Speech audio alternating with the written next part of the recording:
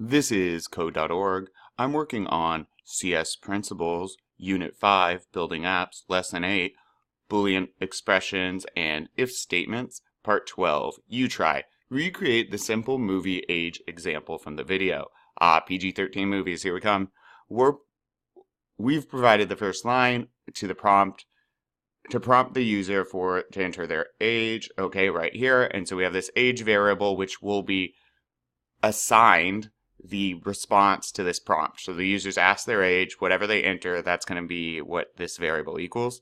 Add an if-else statement that checks to see if the age is greater than or equal to 13, and use console log to display the appropriate message. Got it.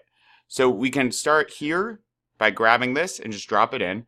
Now if I hit minus, my else statement disappears, plus it comes back, right? So we do want an if-else. We want a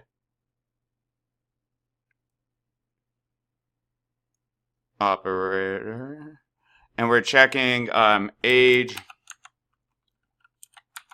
13, okay? And then we want to use a console log statement, which is under variables, which I find annoying, but a console log statement, you can enter, okay, I'm just gonna be lazy and copy, if that's what they want.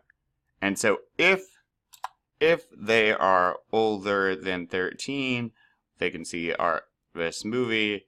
If not, oh really? Show text. If not, well, they can't.